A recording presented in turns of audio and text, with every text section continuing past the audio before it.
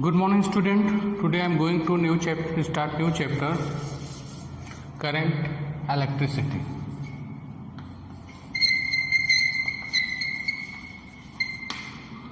क्या हो जाएगा? Current electricity. Okay. First we are going to start what is electric current.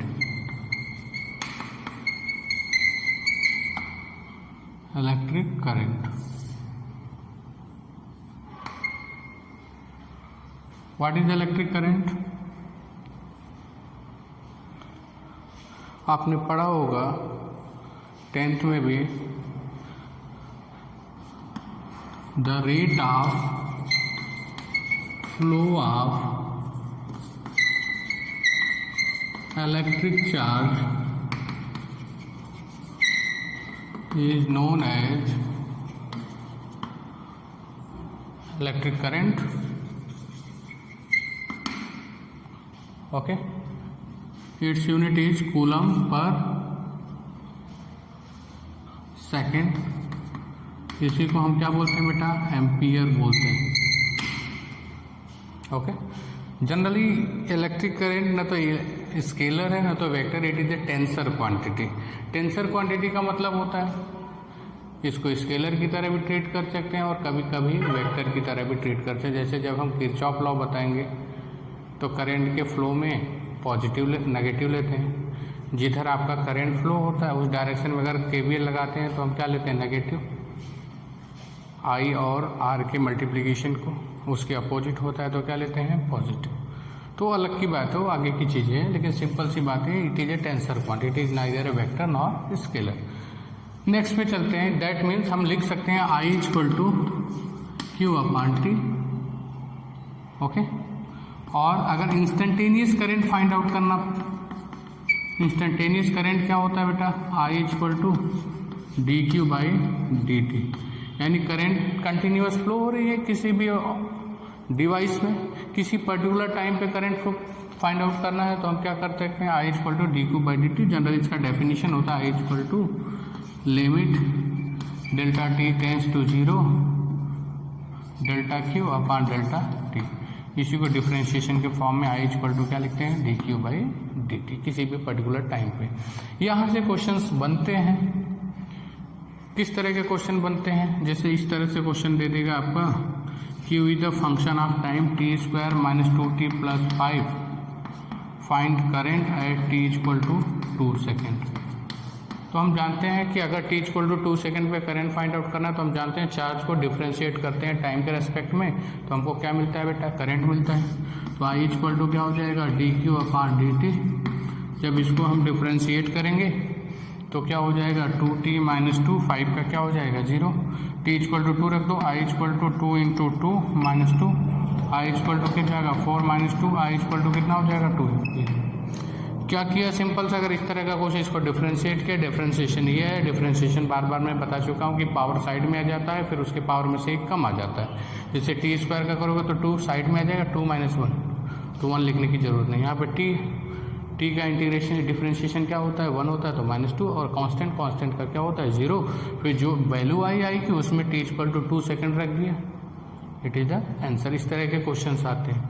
कभी कभी आई दिया होता है, हमको चार्ज फाइंड आउट करना है तो हम क्या करेंगे? अगर आई दिया होगा, function of time charge find out करना है तो इंटीग्रेट कर दें. जैसे क्वेश्चन आता है I equal to T square plus 5t, find the charge flow between t equal to 1 second to t equal to 5 second. तो इसको इंटीग्रेट करने वाला प्रॉब्लम है. कैसे करेंगे?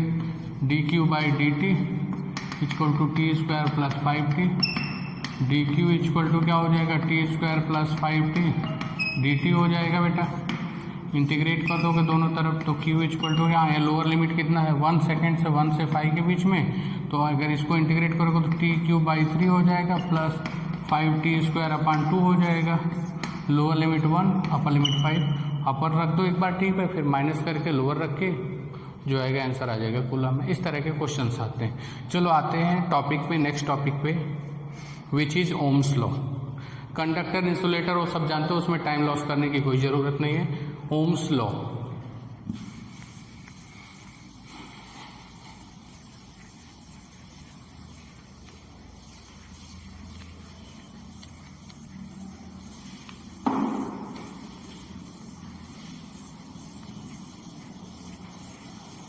What is Ohm's law? You are already studying standard 10th. Ohm's law is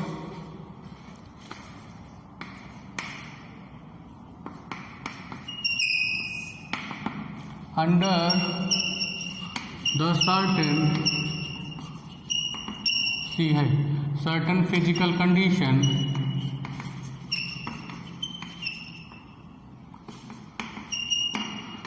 current flowing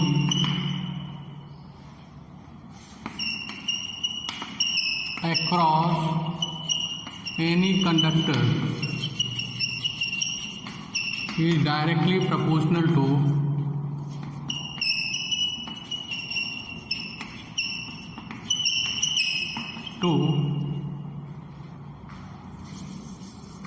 potential difference applied across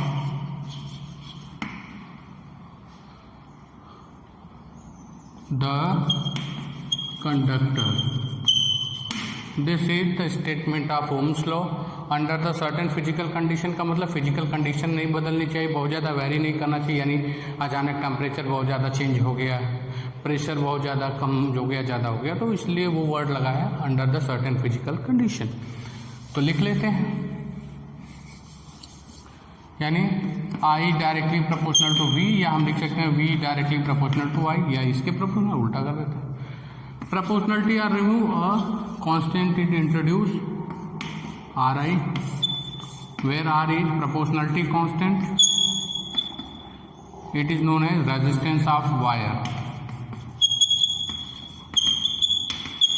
Where R is proportionality constant and it is known as resistance of wire या resistance of conductor, जो भी conductor आप use करते हो।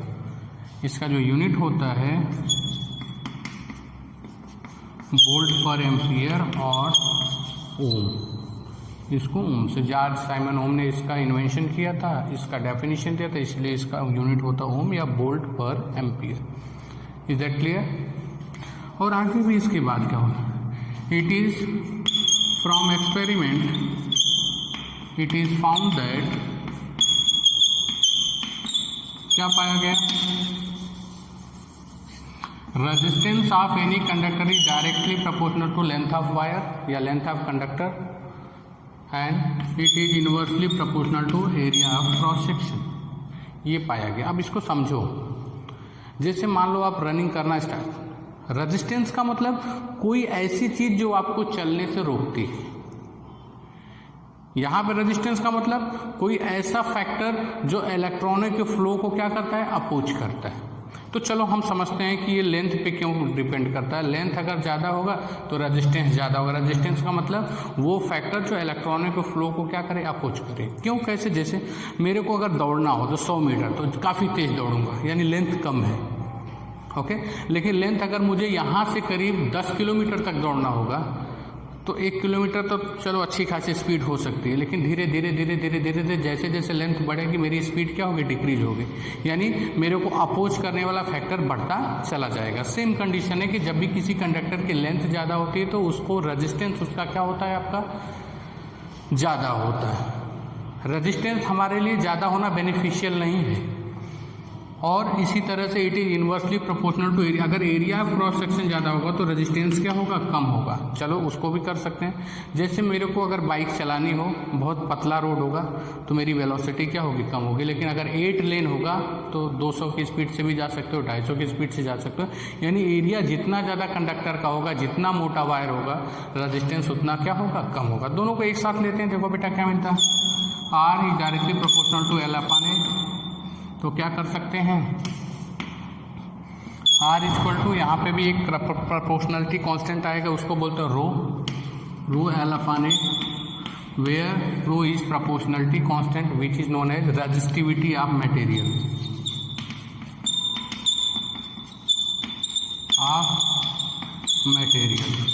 मतलब किसी भी material की resistivity.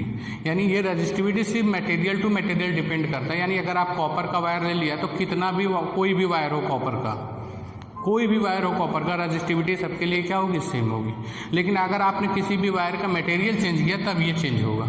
Is that clear? And इसकी जो यूनिट होती है, इसकी जो यूनिट होती है बेटा, it is ohm into meter, ohm into meter. Is that clear? Okay, it is the resistivity and its unit is ohm into meter. Now आगे इसको प्रोसीड करते हैं। देखो इधर रब कर देते हैं, आप स्क्रीनशॉट ले लो।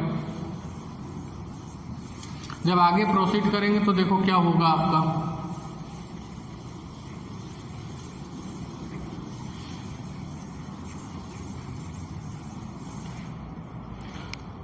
ओके हम जानते हैं R इक्वल टू क्या होता है, rho L upon A. Suppose ये इक्वेशन नंबर 1 था, इसके पहले वाला equation V equal to I R, ये इक्वेशन नंबर 1 है और ये मान लो 2 है। तो मैं क्या करता हूँ, 2 से जो R की वैल्यू इक्वेशन नंबर 1 में रख देता हूँ, putting the value of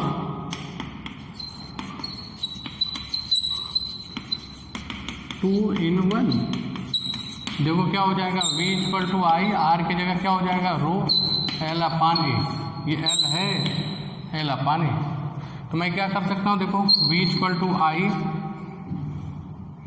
row upon ए, ये L से इधर मल्टीप्लाई था, इधर L से क्या कर देंगे, divide. Now it is becomes electric field, क्योंकि V upon D equal to क्या होता है, E। याद कर, D मतलब डिस्टेंस या लेंथ, तो V upon L equal to क्या हो जाएगा, E इक्वल टू क्या हो जाएगा आपका, I rho upon A.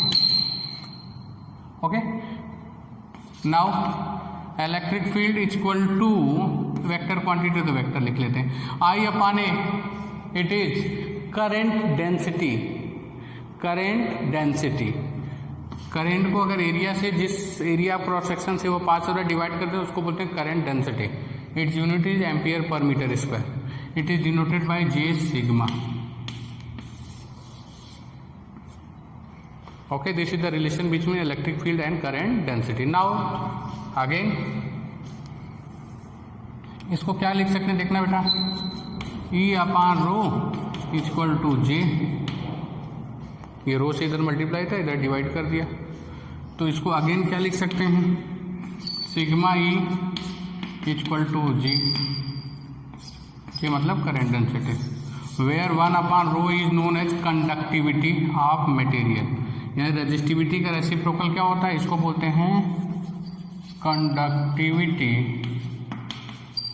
Okay, इसका जो यूनिट होता है इसका उल्टा होता है, ओम मीटर इनवर्स होता है। Is that clear? It is known as conductivity. Resistivity जितना कम होगी, कंडक्टिविटी उतना ही ज्यादा होगी। Is that clear? It is all about ohm's law. Ohm's law में पहले बताया डेफिनेशन, फिर V equal to I R. Further, we derive the relation resistance, resistivity, length and area of cross section. After that, we derive the relations between the relation electric field and current density, and now the electric field and current density and conductivity. Is that clear? It is all about Ohm's law. Okay. In next period, we are going to discuss drift velocity and the relationship between drift velocity and current. Is that clear? Okay, thank you.